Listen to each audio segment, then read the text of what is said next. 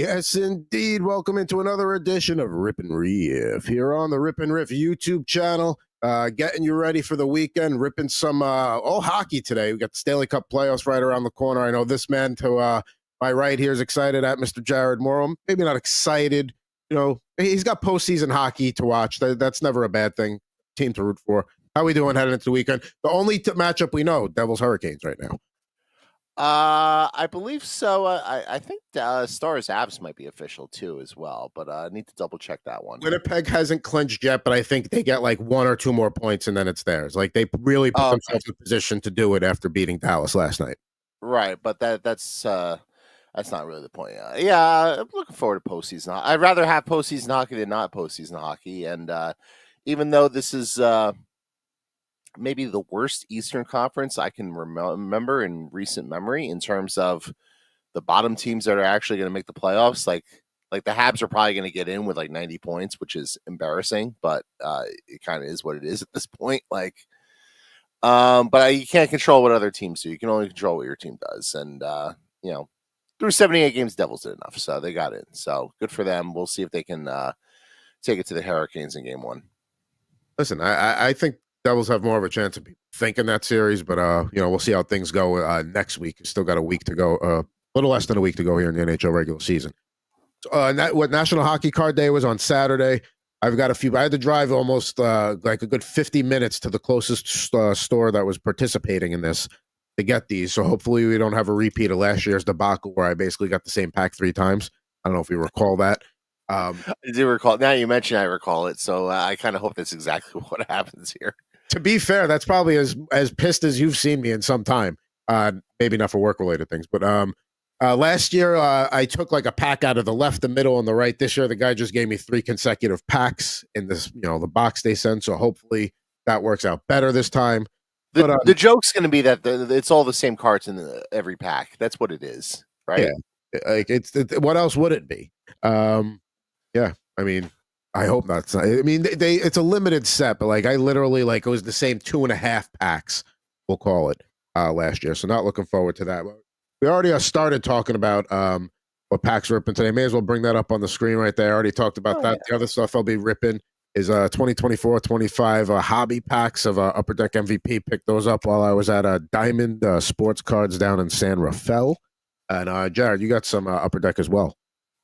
Yeah, I have a ton of these Allure packs, and unlike you, I forgot to go to the card store despite having numerous opportunities to make a trip there and try to pick up some of these National Hockey Card Day packs. So I'm going with what I have in-house here with the 22-23 Allure packs. So you see the rookies on the screen there, and I do have a little bit of a bone to pick there with Matt Rempe being the notable rookie for the MVP packs of 24-25. I think that's really stretching things right now. So that's not me being like, oh yeah, Rangers, blah blah blah. That just speaks to the class of rookies that are available in that portion of the Upper Deck MVP. Okay. So that's not, my feelings on Rempe when he actually plays on the edge and stays out of the box. I like what he does. I just don't like a guy that goes out there and has time on ice of 337 because he got into multiple fights and it wasn't really doing much else like that.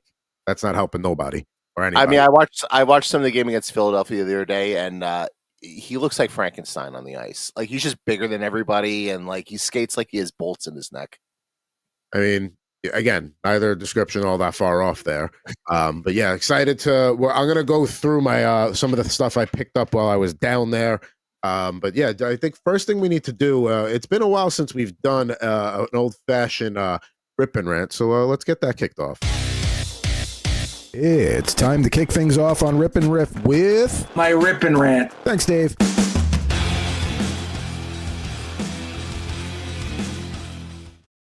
All right, it is Rip and Rant time. I have no rant today, so I yield the floor to my friend over there.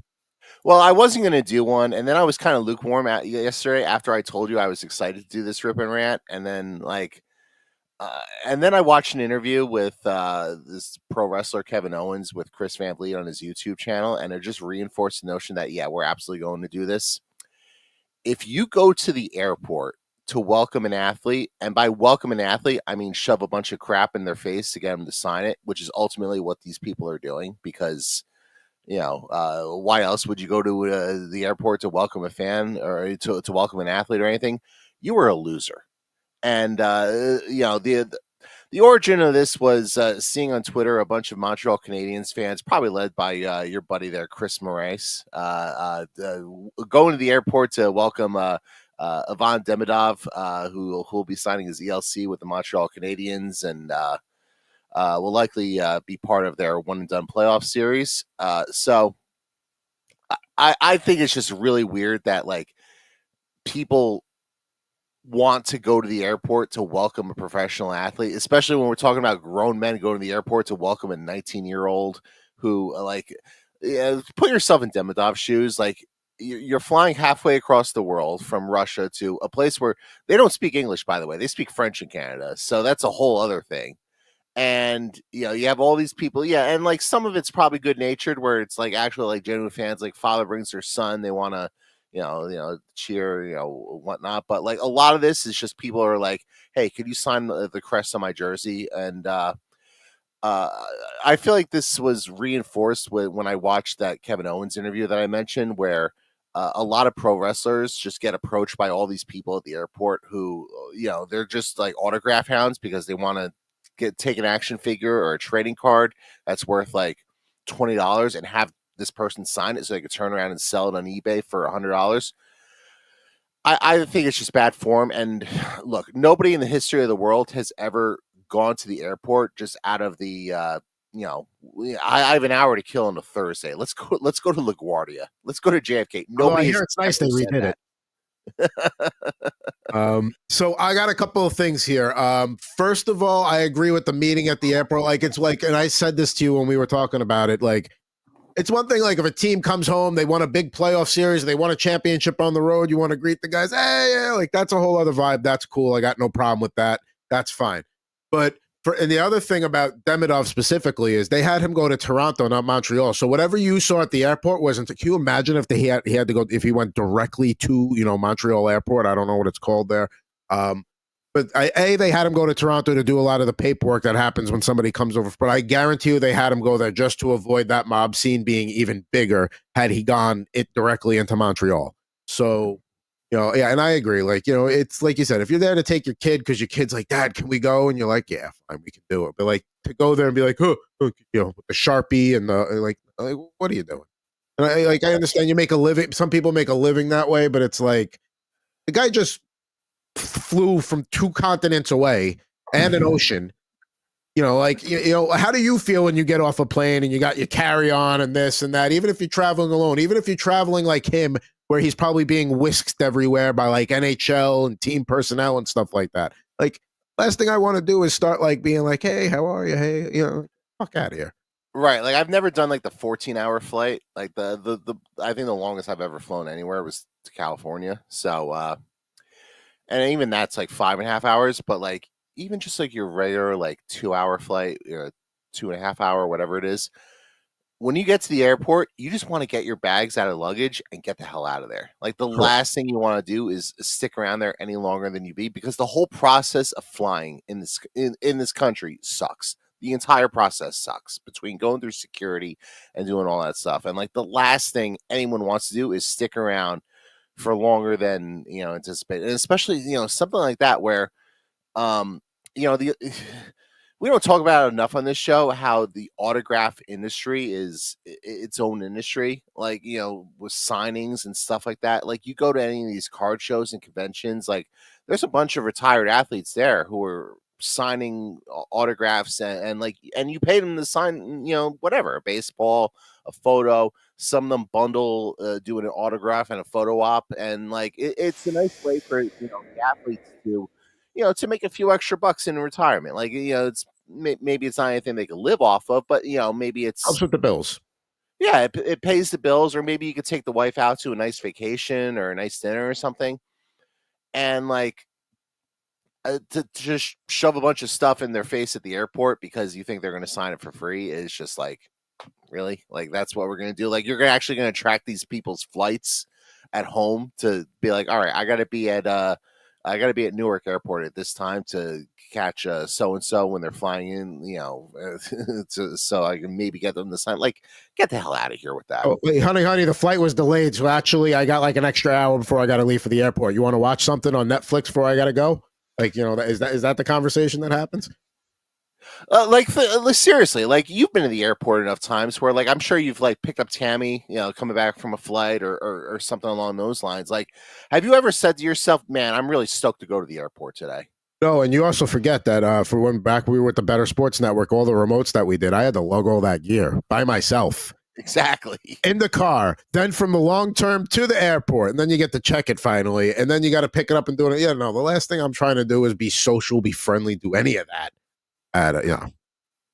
Absolutely, I'm with you there. But it is Demidov mania in Montreal already. Like they are excited for him, they are ready for him. And yeah, they're probably going to be playing the Washington Capitals in the first round. And unless you've been under a rock for the past week, Alexander Ovechkin, there he is, no to go. He didn't score last night, so still at 895 there. But here he is, and then we had to update the graphic just a little bit because he's not looking up at it anymore, and that is Wayne Gretzky crying from the press conference where he announced that he was going to be traded from Edmonton to Los Angeles. So I'm glad you clarified what that picture was, because you can't really tell what it is there with the color shading or whatever. Like, it looks to me like Wayne Gretzky's like coddling, like, I don't know, like a head of lettuce or something. Yeah, it's the microphones. There wasn't a good sad, like, he's not a sad guy. So like there's no like sad Wayne Gretzky photos. Like I tried to find like a good one I could use, and that was like that's kind of an iconic one, is that press conference. So I went with that. But there it is. That's for the last time you see the ovometer, and I got it in typical Ovi fashion, which was cool. But nonetheless, here we go. Back here in the show, and my rip cam is still down. I do want to recap my trip to the hobby shop I went to get the packs we're going to open later, these National Hockey Card Day guys, because it was last year there was one of the shops about 15 minutes from my house that did it, so that was easy. They didn't do it this year, so the closest one I had to drive all the way down to San Rafael from Santa Rosa, going down there, not too far from San Francisco, or crossing the bridge over into San Francisco. And I walk in the shop and immediately feels great because it's got packs all over the place, like boxes with packs. He's got starting lineups on the wall. I'm like, all right, it's a good omen right there. Walk around, I pick up the packs I want. I go through the box to pick out the individual hockey cards. So I'm going to just show some of those off right now. So here's a Jay Bouwmeester patch card. Now, I'm not a big Jay Bouwmeester collector by any means. I loved him as a player. But anytime I see a jersey card where you can immediately recognize the jersey based on that, the stripes that they have on that, I had to grab it. Yeah, it's pretty sweet. And I just love the way you were describing that old shop. I love old shops like that. Like, you just go in and you get that rush of nostalgia from like the 80s and 90s. And like you mentioned, the starting lineup figures on the wall there and all that sort of stuff. Like those are my type of shops where like I just walk in there and just walk around for like an hour and a half and just be like, all right, this is pretty cool. I want to get this and all that sort of stuff. And you had a couple of the old timers sitting there. They had the Giants game on the TV, was reading a newspaper, like had that vibe to it. Mostly a good place, but then I had a small beef at the end that I'll get to. We got a little Keith Kachuk Black Diamond there. Not too shabby. Just nothing crazy. Just some base cards. Quentin Byfield rookie, marquee rookies, O-Pee-Chee. Let's see here. Quentin Byfield, by the way, with one of the most insane goals the other day. Did you see that one? Yeah, he's grown into his own this year. He's taken the step everybody's wanted, and he's their top line center of the future. He's the guy they drafted. Yeah. Got a little Mario Lemieux, Gretzky's great ones from a pack of 92-93 Upper Deck back in the day. Let's see here. We got Anson Carter, World Juniors back in the day, playing for Canada. And now let's get to some of the stuff that's in the hard plastic here. I found a few autographs in the stack right off the bat. I got a Stefan Matteau and a St. Louis Blues. I mean, not that I was looking for it, but if you're going to have one of the biggest goals in Rangers history in an autograph bin, I'm going to grab it. Sure. I mean, Stefan Matteau is St. Louis Blue, not so much, but like I can understand why you'd have a personal attachment to that. And then I got Brian Noonan, another member of that team, autographed there. Another random one in there, but why not, right? Let's see here. We got an autograph Joe Murphy with the Blues. I was a big Joe Murphy player with NHL 96. I would dominate with Joe Murphy on the Blackhawks for whatever reason. So, got to do that. Then found this one is should have been part of the episode. Got a Kerry Kittle's patch numbered 5 of 100. There we go. Shout out Jamie Oppenheim. Shout out to Jamie Oppenheim and shout out to the New Jersey Nets. This is the this is peak New Jersey Nets era right here.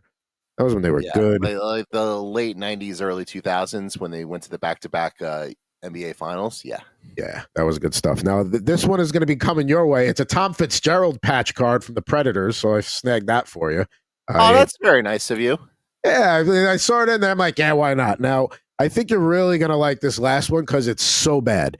If you could take 3 quarterbacks who are absolute busts and have them all on a numbered of 250 patch card, I mean, I could let you guess if you want. Do you want to take a guess at maybe one of the guys that's on here?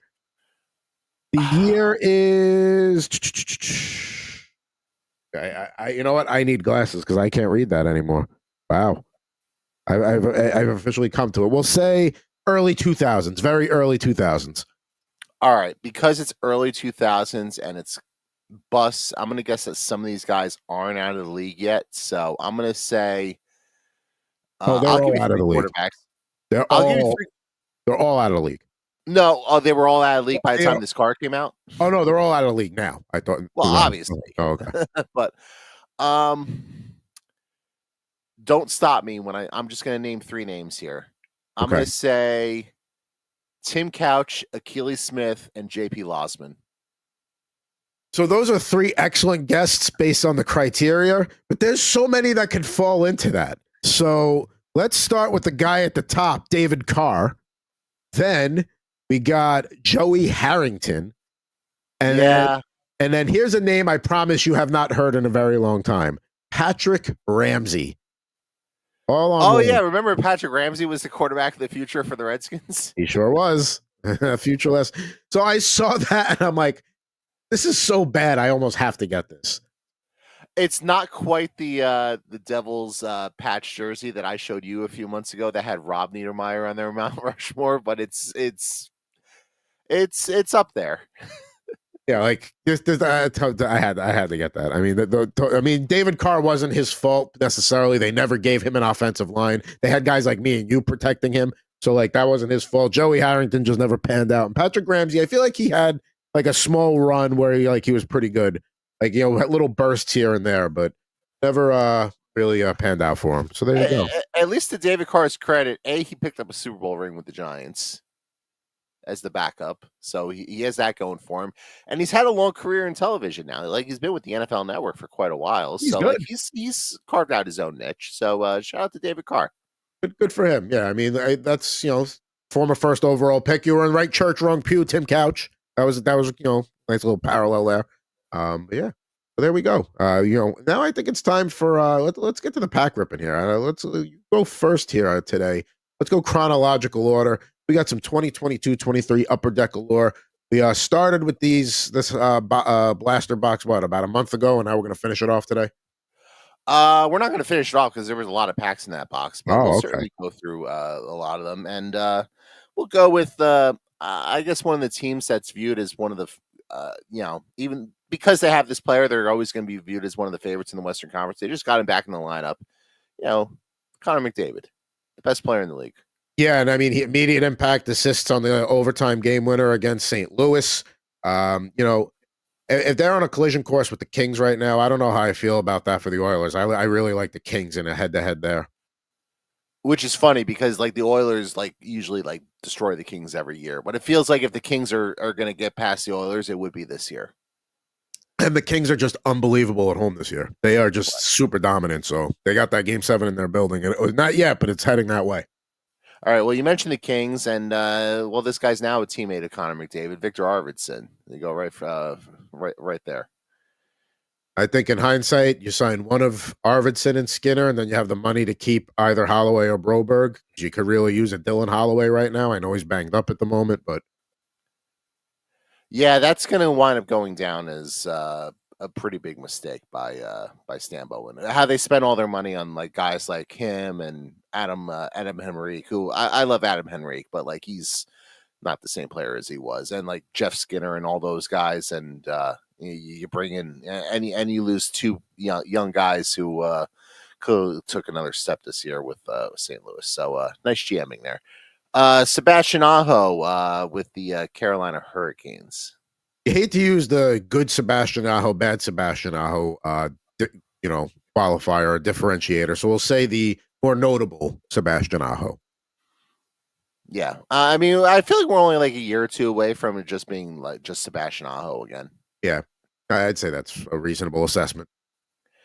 Here's a guy that Chris Moraes has probably harassed at the airport once or twice. Cole Caulfield with the Montreal Canadiens. I mean, if he hasn't, he probably will. Give him time.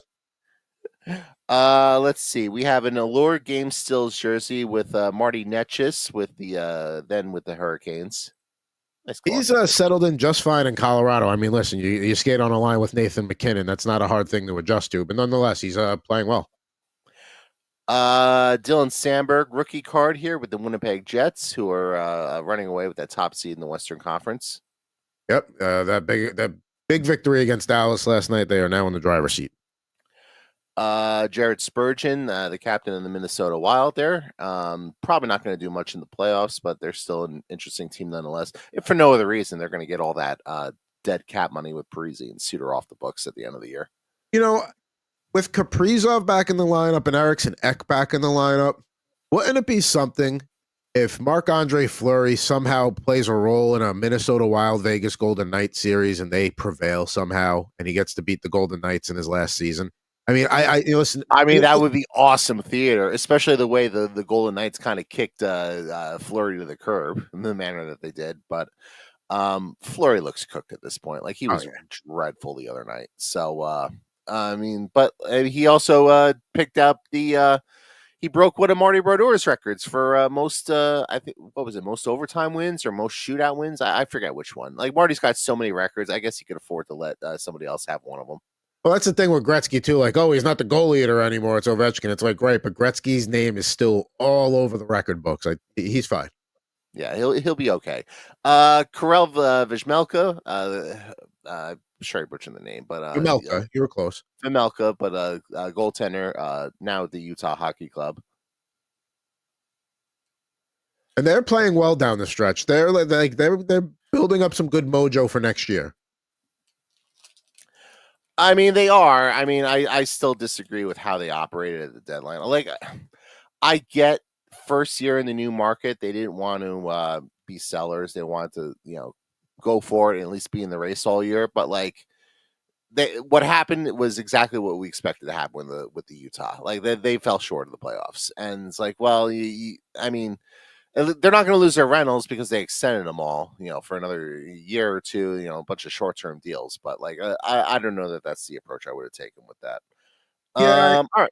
Yeah, I agree. But I mean, I think next year's the year they're going to start to make their move and maybe try and get in the playoffs. Because I mean, St. Louis had to win 10 out of 12 at one point to even get in the mix. So there's a spot to be had.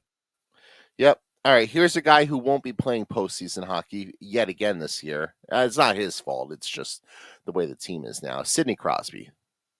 Yeah, I mean, listen, Sidney Crosby's still doing what he needs to be doing every day, out there, and I don't see him, having a dip next year either. He hasn't shown any signs of that. Yep. Pavel Buchnevich with the St. Louis Blues. That's gonna, by the way, that. I don't mean to pour salt in the wound there with you as a Ranger fan. That trade's going to go down as one of the worst trades in Rangers history. Yeah, I know. I mean, you're not pouring salt in the wound. It is what it is. I mean, and the thing is, like, they messed it up twice. Like, you had the top line right winger on Buchnevich. Okay, you messed that up. And then you had it in Kakko, but you never used him right. And then he goes to Seattle, gets a top six role. And what happens? He starts scoring. He starts getting assists. Oh, that's interesting. How's that? Funny how that works. We have Eric Colgren with the rookie card with the Montreal Canadiens. Not much of a rookie card there. He was with the Devils in their AHL affiliate last year. I have no idea where he's playing nowadays. Alex Vlasic with the color flow card here with the Blackhawks. Alex Vlasic, someone shared on the timeline the other day how he mentioned he's maybe a year ago or so when he signed his deal with the Blackhawks and coming out of college, and he said, "Yeah, I'm not going to be able to participate in the group project at school this week. I'm going to focus on hockey." So, shout out to Alex Vlasic there for the brutal honesty. And hopefully the professor is understanding of the predicament. Yep. Let's see. We have an Allure Quartz Brad Marchand card. Brad, obviously now with the Florida Panthers, and I don't think we've heard the last of the Florida Panthers. I know they've sculled a little bit down the stretch here, but I think they're going to be just fine once the playoffs ramp up. Well, they've also been banged up. Barkov was missing for a bit. They still have no Matthew Tkachuk. Sam Bennett just went out of the lineup. So, I mean, yeah, they've been struggling, but let's see what happens when they're full bore. I will say Tampa is going to be a tough first-round matchup if that's what it is for him. Yep, and Ekblad's been suspended, and they're going to miss him the first couple games of that series as well, as he serves the last couple games of that. So, let's see. Jacob Perreault rookie card here with the Anaheim Ducks.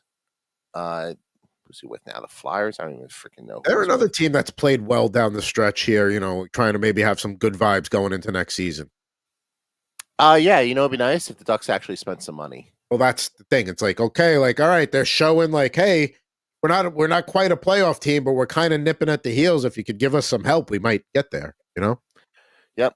Let's see. We got Patrick Kane here with the Blackhawks. Obviously, he's with Detroit, who's not going to be going to the playoffs this year. And another team that's not going to be going to the playoffs, but this player will be Dylan Cousins with the Buffalo Sabres. Obviously, part of that trade at the deadline, sending him from Buffalo to Ottawa. So credit to Ottawa for breaking through and taking a playoff spot. Talk about the opposite spectrum there of emotions for Josh Norris and Dylan Cousins. Josh Norris, who's very happy to be playing in Ottawa, gets to go to Buffalo. Listen, they're playing well down the stretch too, but you were in a good lottery position, and now you're not in a good lottery position anymore. So whatever. But hey, Dylan Cousins now he gets to go be in Ottawa going to the playoffs, and them in Toronto in the first round would be an interesting matchup. Yep. All right, we'll produce this last pack really quickly so we can get to your stuff. Jack Eichel here with the Golden Knights. Golden Knights are going to be a threat in the playoffs. They always are. Let's see. We have. Here's a guy who's going to get paid this off season. I don't know by who, but Nikolaj Ehlers with the Winnipeg Jets going to be one of the top free agents on the market. Mitch Marner's another one. Yeah. Let's see. Sam Bennett, a very nice card here. Very nice. Yep. Brock Besser, also another winger that's going to get some money on the market too. Yep. Let's see. We have a color flow card here with Alex Iafallo here with the Kings. Let's see. A Runways. This is a numbered card. This is here we go. 294 out of 299. Jeremy Swayman card. I like that. Might be able to see if Mr. Cooper or Mr. Mpemba wants that card. Maybe we could arrange a little trade ski. I'm sure we could come up with something. Let's see. Michael Esamont rookie card here with the Winnipeg Jets. Let's see. We have another Jeremy Swayman base card here as well. So we got that. Maybe that might be the card I actually send them. And last but not least, the guy who may be the Hart Trophy winner this year. Although I'd probably go Hellebuck instead. But Leon Draisaitl. So Hellebuck's obviously the Vezina odds have been off the board. It's going to Hellebuck, and just on that note, Vasilevsky is also in a class by himself for this, runner-up spot. I think he's had a really strong season. Makar's got the Norris locked up. Zach Werenski's had a hell of a year. Quinn Hughes has had a hell of a year, even though missing time, but still, Makar has just been that good. But you would also give the Hart to Hellebuck as well. I think I would lean Hellebuck. Just because of how good they've been. I mean, it's a really tough race to handicap, a really tough race to call, and it's always especially tough when there's a goalie in the mix. I feel like it's a tale of multiple seasons as well, in the sense that the MVP was Kaprizov until he got hurt, and that kind of changed the equation on everything. So, I'd probably go Hellebuck rather than go with one of the retread options like Draisaitl or Kucherov or McKinnon. But like, I mean, these are the elite. You could really go in any direction here. I'd probably, I would go someone new. I'd probably go Hellebuck. So McKinnon, because he's going to rest down the stretch, probably lost whatever track he had. Kucherov, like you talked about. So here's the current odds at FanDuel: Hellebuck -125, Draisaitl -105, Kucherov 55-1, McKinnon 70-1. So it's a two-man race. It's a two-horse race right now. Right, and I guess I know McDavid missed a little bit of time this year. I know Draisaitl was 1-1 in the past. It's such a tough race to handicap. And like, you know, the old Madden saying, if you have two quarterbacks, you don't have any. Yeah. Well, I mean, could you say the same thing about the Oilers with two MVPs? If you have two MVPs, do you not have any? I guess you can't say that with them. I mean, I'm sure there's a way to make it work with the cap where you have two guys like that and can still fill out a competing roster. They haven't figured out how to do it in Edmonton yet. You know, they thought they had the crease locked up with Stu Skinner. That is not the case. If you're playing Calvin Pickard in meaningful games down the stretch, that is a problem. He's been playing all right, but that's not the guy that, I'm not relying on Calvin Pickard to carry me through 4 series to the Stanley Cup. And they've had issues on the blue line, like Evan Bouchard, but then it gets thin after that. You know, they couldn't even hang on to Philip Broberg, who had a big impact with the Blues this year. So Edmonton's going to be an interesting long-term team. Obviously, they got Draisaitl signed long-term, but McDavid's up next. I mean, I guess they can negotiate with him this summer, and I don't think anyone's anticipating that he's going to leave. But like, that's going to be, it's going to be the biggest number in the sport, and deservedly so. And so, like, yeah, like you said, trying to build a competitive roster around the two of them, and you already have some big contracts on the books there, and some of them are really bad contracts, like the Darnell Nurse contract's one of the worst contracts in the sport. So yes, if that contract was whatever the equivalent would be in baseball, football, basketball, it would get talked about like every other week. But it's hockey, so it doesn't, and it's a defenseman. But I mean, that is just, I think he's making $9 1/4 or something like that. Right, and he's basically like he's not a third pairing defenseman, but like his level of play is that of a third pairing defenseman at best.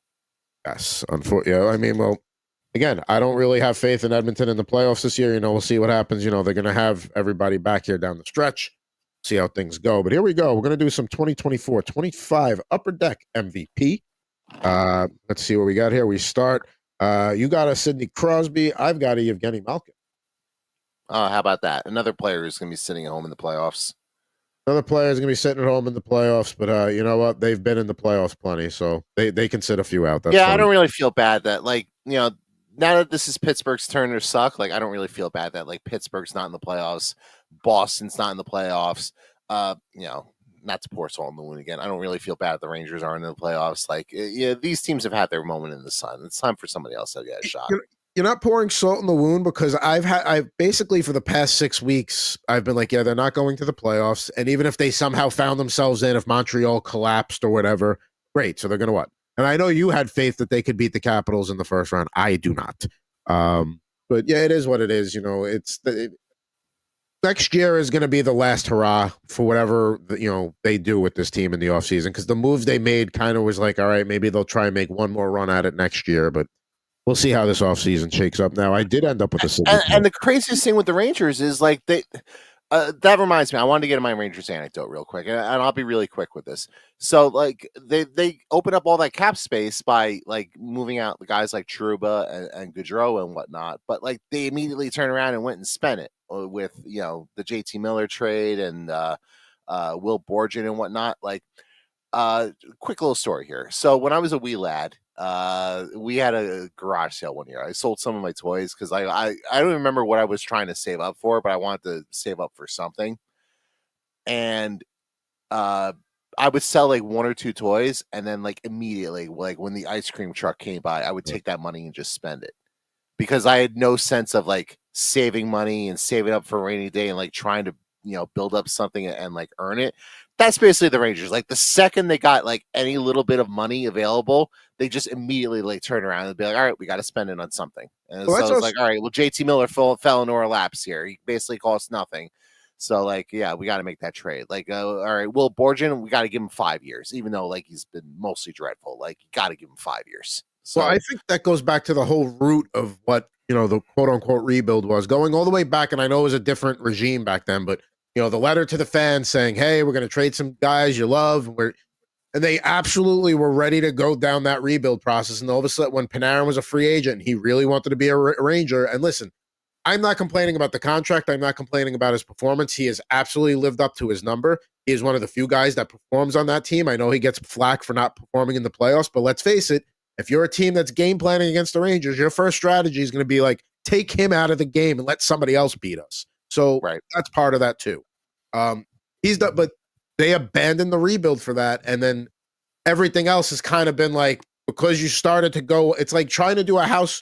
Like you decide, like, we're going to gut the house down to the foundation, and halfway through, like, no, you know what? We're just going to remodel a little bit. We're not going to go. And it's like, no, like now it's even harder to do what you're trying to do. And this is what happened. They got close. They had 2 conference finals appearances in a 3-year stretch. Maybe next year's a kick at the can, but you're right. Like JT Miller, and that's why I think that they're trying to do something for next year. Because why else bring JT Miller in?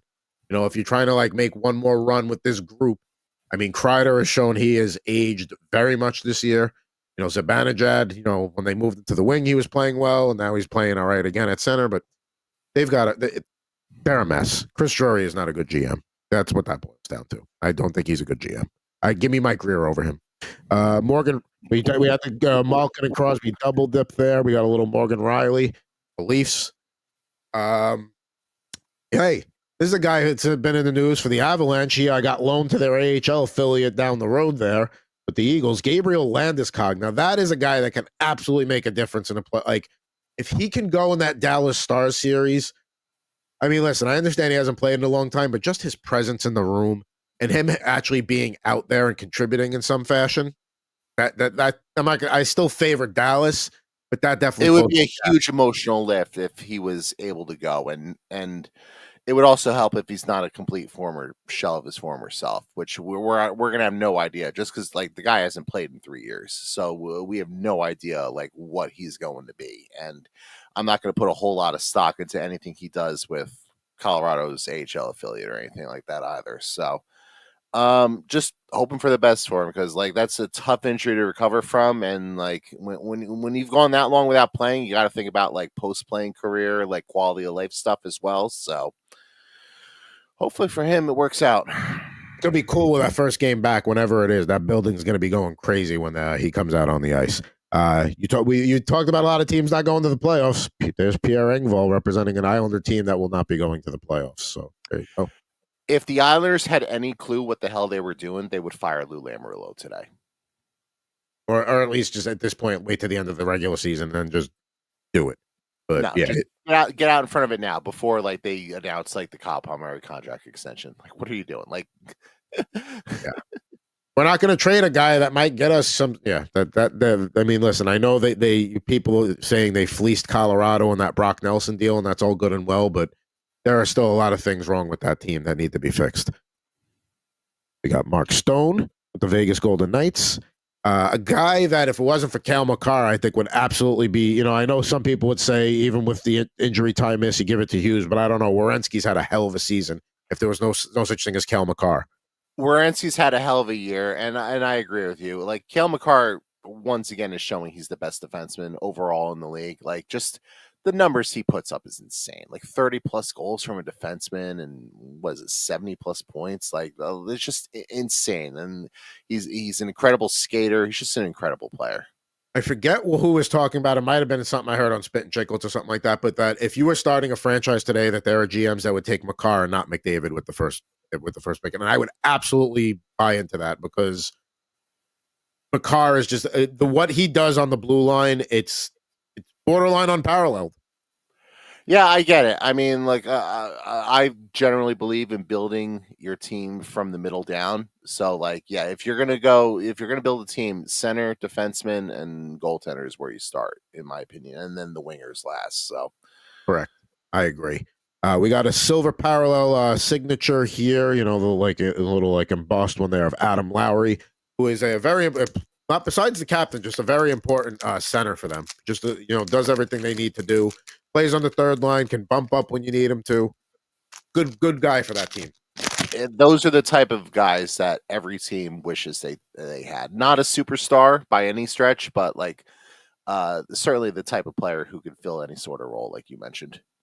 All right, here we go. We've got one more pack of the Upper Deck MVP before we get to the National Hockey Card Day packs, and hopefully I don't have a meltdown like last year. We start with Andre Burakovsky with the Kraken. We'll see what they do. They have clearly pressed down into closer to what most expansion teams do their first few years, unlike the Golden Knights. Let's see here. We got John Gibson. I wouldn't be surprised to see him retire at the end of the year. I mean, every time you're like, oh, he can just stay healthy and play, he'll go be a backup somewhere. I don't know if he can even do that anymore. I mean, it's a lot of money he's owed. I would imagine he still tries to give it a go. And I would guess there'd probably be enough of a market if somebody wanted to trade for him. I'm sure the Ducks would move him. So, I mean, yeah, every time we don't get it because he's hurt at the deadline or you know what I mean? We don't get to see what like a team that might make a run on him. I thought maybe Columbus might try to grab him just to upgrade that crease a tiny bit, but he feels like a guy who probably should be like a Philadelphia Flyer next year. Yeah, something like that. That sounds about right. I would. Flyers are a team to look out for next year because getting Tortorella out of that room is addition by subtraction. We got Matty Beniers, another Kraken there. Also a good. Looks like a Adidas like just slapped their like sticker. I know it's just a background with the board, but yeah, it's just funny. Ad placement there. We got Michael Matheson here. Shout out Fuzzy Chris 91. And then let's see here. Here's a guy. If he can come back, he can make a difference for the Devils in the first round. Mr. Dougie Hamilton. He has started skating. He would be a really big addition to that blue line. It's funny, the power play hasn't missed a beat with the Devils, even without Jack Hughes and Dougie Hamilton. Like they basically just inserted like Luke Hughes into Dougie's spot there, and the power play hasn't missed a beat there. But he's still an offensive force on the blue line. He's still a guy where they trust him to play tough minutes, and they've had a hard time finding a right-hand defenseman that they can rely on down the stretch. So, like, if Dougie Hamilton can show he's healthy enough, he's going to play.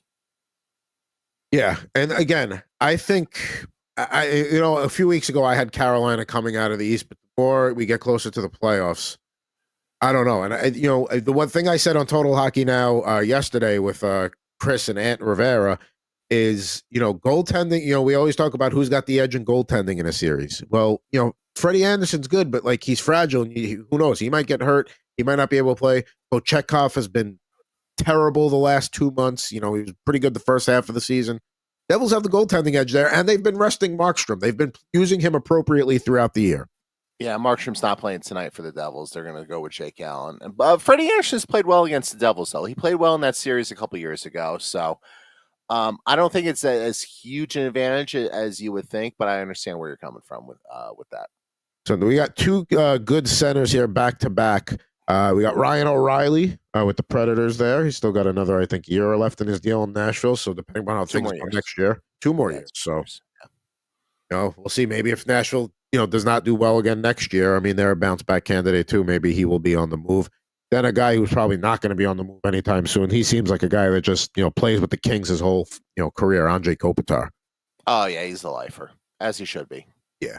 And he's a guy whose number goes to the Rant. You pick whatever night you want the season after he retires, but he goes up the season after he retires. No doubt about it. If Dustin Brown can get a fucking statue in Los Angeles, like Anze Kopitar should have a monument built for him. And I might even argue Drew Doughty too. I mean, Kopitar, Doughty, quick. You talked about center, defense, goaltender, building a franchise down the middle. That wasn't too bad in 2012 and 2014. It worked out for them. Worked out pretty well for him. Now, we closed the pack with not a player, but a mascot, and probably one of the better named mascots in the sport, Victor E. Green for the Dallas Stars. I don't like the mascot. I like the name, Victor E. Green. I like that. That's clever pun, play on words. I'm a fan of the name. He's no S.J. Sharkey, though. Let's just be real about that. He looks like the Fanatics, like, cousin that we don't talk about at Christmas. Like he kind of looks like a green version of Gritty almost to a degree, like a exactly. But I don't know. I don't really have anything else to add on this. He's no S.J. Sharkey. That one's going for my daughter's collection right there. I mean, that's just all class. There you go. I mean, he's trying to mimic the mascot by biting the stick, but he's a mascot. The teeth aren't sharp enough. He can't break it. Although today's sticks, he would absolutely. That's 1991 when they were all. Oh yeah, those are like toothpicks today that the players play with. So he would have broken it just by the second it touched the tooth. It'd be crack. They need thunder sticks in the NHL, kind of like the torpedo bats in the MLB. They need torpedo sticks in the NHL. Yeah, I guess that would be like a really curved blade or a bigger blade to give you a little more to shoot off of. I don't know. I'm sure it's something that Bettman will never approve because why would you do that? I think that's fine the way it is. Let's see here. Now, the moment we've all been waiting for. So the first pack, is going to be okay because it's all new. So I have no chance of getting a repeat right now. All right. There's mascots in these too, so we might get a second one here. Let's see. All right. So we start off with a rookie, prominent rookies, and this is not a bad one. He's been playing all right down the stretch for the Anaheim Ducks. Cutter Gauthier. Yeah, he's had a good stretch here. How do we feel about the Ducks orange? We in or out on it? No. Don't like it. I don't like when they go all orange. It's too much, but the white jerseys is okay. The Ducks have one of the best uniform combos in the league, and they refuse to use that. It's infuriating. Like, go back to what you were using in the late 90s, early 2000s. Like, what are we doing here? I guess because they're in Orange County, they're trying to play off of that. But yeah, I mean, I like it, but not when it's literally orange helmet, orange jersey, orange pants. It's too much orange. When it's like that, it's not as bad. Checklist. We got a Legends here, Mr. Patrick Waugh. That's another guy the Islanders should probably kick to the curb as soon as the season's over. To be fair, I think Waugh never really had I mean, look what he had to deal with. I mean, I know he's not the best coach, but yeah, I don't think anybody was going to succeed in that situation with the Islanders. We got another prominent rookie, Gavin Bradley, Blue Jackets center. And then let's see here. We've got hockey superstars, another Sebastian Aho card. I think that's a similar. I will say I don't like the design of these cards where it's the same photo. You just have a black and white version on the left and the color version on the right, a little zoomed out. Like, not really the greatest design here. We're going to have our third mascot appearance on the show today. This is Moose, the Winnipeg Jets. I like the Pound sand Moose. I don't like you. Well, I guess that's the old Manitoba Moose was the old AHL team, and then eventually when Winnipeg came back, they didn't need two teams there. That's a little, I guess, shout out to the previous franchise here. We got a prominent rookie here. One of my first Utah Hockey Club cards, and his dad was quite the legend for the franchise, Josh Doan. All right, that's pretty cool, I guess. All right, it's pretty cool that the Doans are synonymous with that franchise. I mean, what other players would you say are synonymous with the Coyotes besides Shane Doan? I mean, like, and just in general, like athletes where both a father and son were synonymous with a franchise, like, because you can't really say that like in the NBA with like LeBron and the Lakers with now that Bronny's there. I guess you can't really say that with like the Mariners with Ken Griffey Jr. and Sr. because Ken Griffey Sr. played for a whole bunch of other teams. So I don't really know. I'd have to think about it. Yeah, and guys bounce around too, but I mean, same. Obviously like the Hulls, but like they're not the same team. They're not.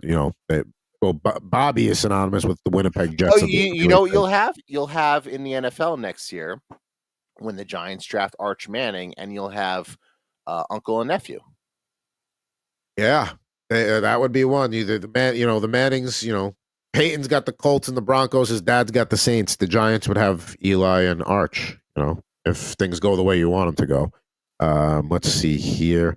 We got, let's go with the legends here. We got Stevie Yzerman, the Red Wings. And yeah, the comment on the design, I don't love the design of these cards. I thought last year's was a little bit better than Mike Modano. I mean, two powerhouse centers of the 90s there. Yeah, two powerhouse centers, and one of the teams smart enough not to hire their legend as a key decision maker in the organization. So shout out to the Stars, who have one of the best executives in the sport with Jim Nill.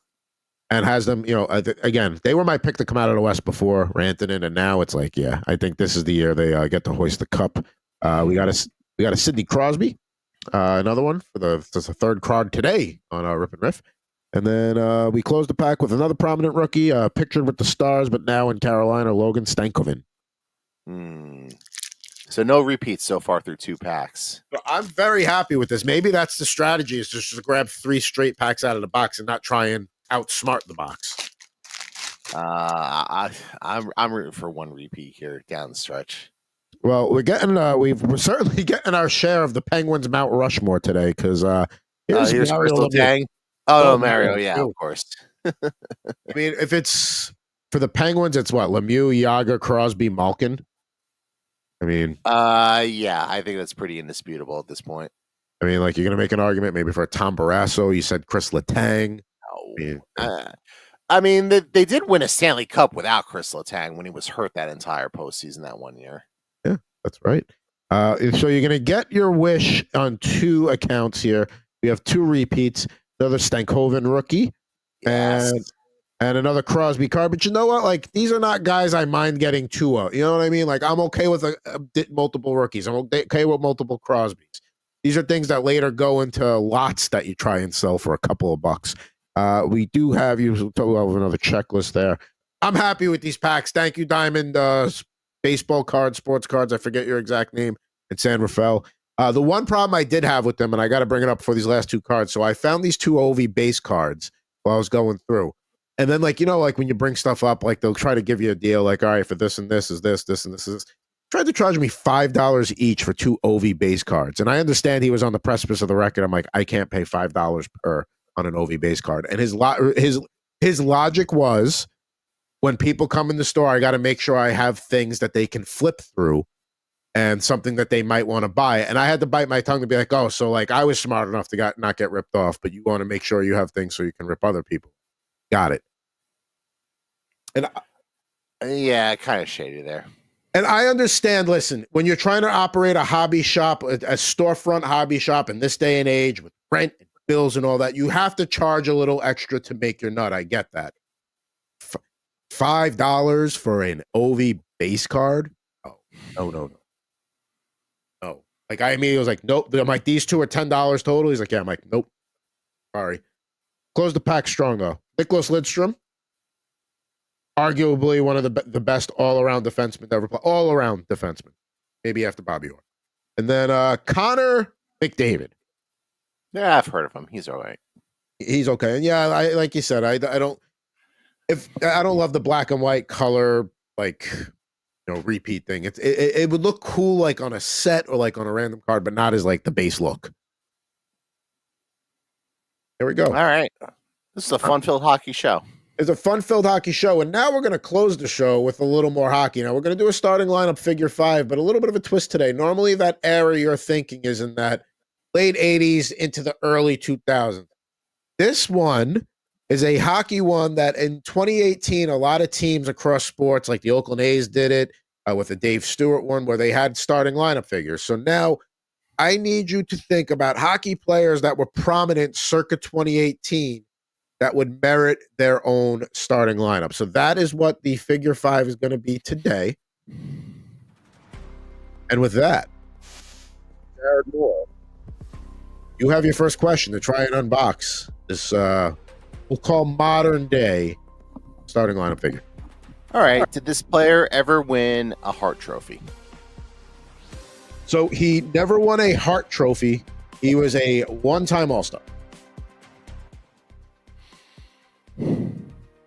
Has this player won a Stanley Cup? No, he's been to Stanley Cup finals, but has not won one. Okay. Is this player a forward? He sure is. He sure is.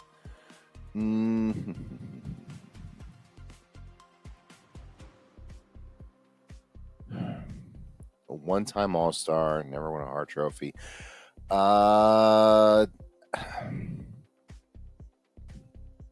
He's been to a Stanley Cup. He's been to a couple Stanley Cup finals.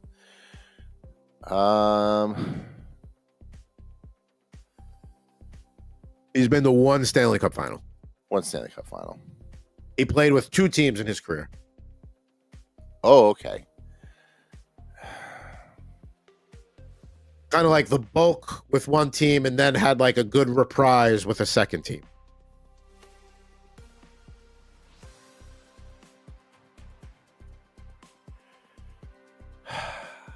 I have a lean for this. Okay, you got what, 2 questions left?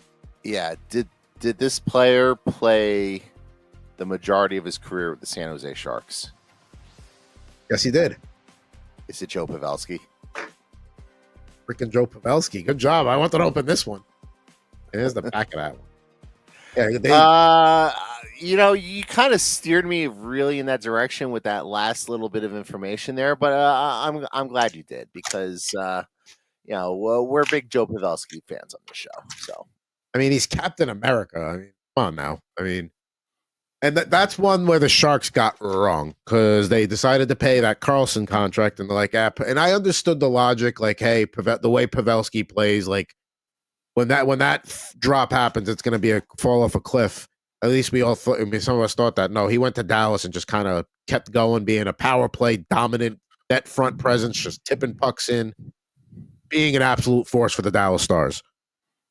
Yeah, and meanwhile, like the Sharks couldn't wait to get rid of Carlson. They got rid of him the second he had a huge year, and the Penguins are probably going to do the same thing. I mean, like, I never understood. I understood the acquisition of Carlson because you were making the Cup run that year. They got all the way to the conference finals, lost to St. Louis.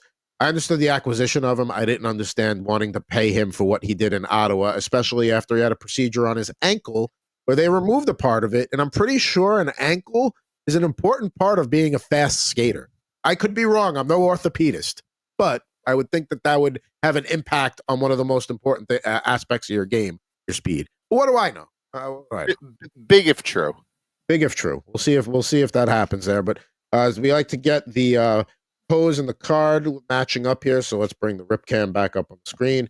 There is the pose, and I would say this is pretty close. I mean, he's looking like he's getting ready for to receive a face, like somebody to win the face off to him. And there it looks like he's more like he's skating. But I'd say they did a pretty good job here. I love this one. This is a good looking one. That's good. Yeah, and look, it's not my place to tell you to spend more money. We should definitely work in some more of these modern starting lineup figures. So the problem is trying to like I'm gonna have to actually sit down and devote time to figuring. It's like I have a Jack Eichel one from when he was with the Sabres. I told you I have a Dave Stewart one from the A's. Like I randomly ended up going to a game where they gave away the starting lineup figures. And my wife gave hers to somebody else that was looking for one. Okay. No, I'm like, hold on to that. I'm like, so she's like, no, what are you doing? I'm like, okay, fine. Give it to the random person. Whatever. There we go. There's Joe Pavelski. He's gonna be. Jared's back in the win column here. He's going to be a part of the starting lineup figure 5. Who's in today's audience? We decided, so Juan Gonzalez came out last week, so we did the Tropicana All-Stars Volume 2 because these are guys that are all about juice. We got the 96 Gonzalez. We got a 98 Barry Bonds there in the sleek-looking black Giants uniform. We got Mr. Mark McGuire there in the middle from the 88 edition. Canseco with the 98 edition. And then Jeff Bagwell from the 94. I love that Astros jerseys there with the stripes down the shoulders and the dark blue Astro look. That's a nice looking one there. It's a batting practice jersey. Yep. And as we should always preface this, allegedly. We don't want to get sued. Allegedly. We are doing the air quotes, but yes, the Tropicana All-Stars. Maybe they just like orange juice. No? Maybe. I mean, who doesn't like orange juice? I mean, Tony Soprano, if I recall, he likes it with some pulp, but not a lot of pulp. Recall that scene. Tony Soprano is correct. Some pulp is the way to have some orange juice, but you don't want too much pulp. I would agree with that. Anybody that's in a marriage has been in knows that argument. It's like, no, but this says with pulp. I want some pulp. Yeah. Appropriate response there that many of us husbands would have gotten had we responded with that. It's like, okay, you go do the grocery shopping then. Okay. Anyway. What do we got coming up this week here? What do we got? We got Jared Moore YouTube at Jared Moore Poker. What do we got coming up here? Some more shorts? A lot of poker. Yeah, I'll be driving past the James Gandolfini rest stop on the Garden State Parkway several times this weekend on my way to and from poker. So there you go. Oh, did you even know they named the rest stops in Jersey after like prominent like people from Jersey? So I remember when they did the Howard Stern one. There was a Vince Lombardi one. Yeah, there's no way there's a Howard Stern one. They named one after him for a while. I remember Christine Todd Whitman had one for a while, former governor. Right. But Stern had one. There was definitely a Vince Lombardi one because I could see the sign There's in a my Vince head. Lombardi one. Yeah, that's on the Turnpike. I had dinner the other night at the John Bon Jovi rest stop in down by Sayreville. I would assume that Bruce Springsteen and every member of the E Street Band has one named after them, and if not, they need to do that.